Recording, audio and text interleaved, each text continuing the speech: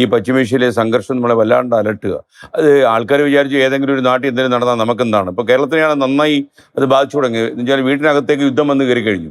ഗ്യാസിന് വില കൂടി, ഇനി നിത്യോപയോഗ സാധനങ്ങൾക്ക് വില കൂടും, പല പല പ്രശ്നങ്ങളുണ്ട്. മാത്രമല്ല ഇതിനകത്ത് ഏറ്റവും അപകടം പിടിച്ച കാര്യം 40 ലക്ഷത്തോളം ആൾക്കാർ ഗൾഫ് നാട്ടിലുണ്ട് കേരളത്തിൽ നിന്ന്.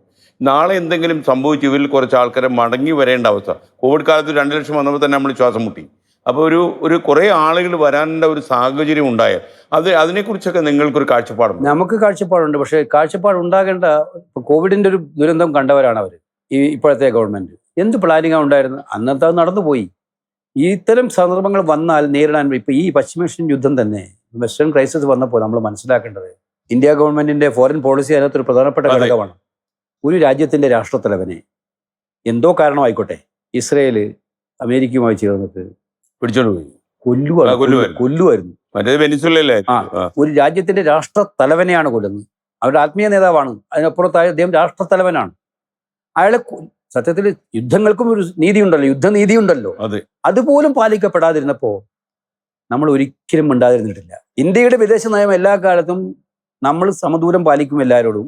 പക്ഷേ നിർണായകമായ കാര്യങ്ങളിൽ ശരിയെന്ന് തോന്നുന്ന കാര്യങ്ങൾ തുറന്നു പറയുന്നതിന് മടി കാണിക്കാറില്ലായിരുന്നു.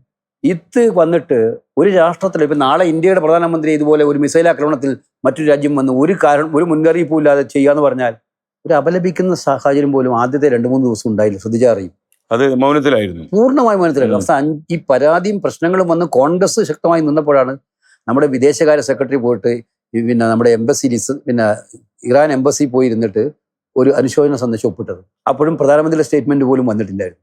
പിന്നീട് പ്രഷർ വന്നിട്ടാണ് വേറെ രീതിയിൽ ട്വിസ്റ്റ് ചെയ്ത് ആ സ്റ്റേറ്റ്മെന്റ് അത് പറയും. അപ്പൊ എന്താണ് അതിന്റെ അർത്ഥം? നമ്മൾ കക്ഷി ചേരുകയല്ലേ? ഇത്രയും ബ്രൂട്ടലായിട്ടുള്ള ഒരു ആക്രമണം ഒരു രാജ്യത്തിന് നേരെ നടന്നിട്ട് ഇറാനെ നമ്മൾ പൂർണ്ണമായി ന്യായീകരിക്കുന്നില്ല. അവർ തെറ്റ് ചെയ്യുന്നുണ്ടെങ്കിൽ അവരെ കുറിച്ച് പറയണം. പക്ഷെ ഇവിടെ നടന്ന ഇൻസ്റ്റൻസ് ഒരു മുന്നറിയിപ്പും ഇല്ലാതെ ഇസ്രയേൽ പെട്ടെന്ന് ആക്രമണം അഴിച്ചുവിടുന്നു, അയാൾ കൊല്ലപ്പെടുന്നു. ഒരു പ്രതികരണം പോലും ഇന്ത്യക്ക് ഉണ്ടാവുന്നില്ല. അവിടെ ഇന്ത്യയുടെ പക്ഷപാതിത്വമായി മാറി, നിഷ്പക്ഷത പക്ഷപാതിത്വമായിട്ട് മാറിയപ്പോൾ അങ്ങനെ ഉണ്ടാവാറില്ല ഇന്ത്യക്ക്. ഹോർമിസ് കടലൊടുക്കിലൂടെയല്ലേ ഇതെല്ലാം വരുന്നത്. നമുക്ക് ഇന്ത്യ ചിന്തിക്കണ്ടല്ലേ? ഇന്ത്യ ഏറ്റവും കൂടുതൽ ഡിപ്പെൻഡ് ചെയ്യുന്ന രാജ്യങ്ങളിൽ ഒന്നല്ലേ?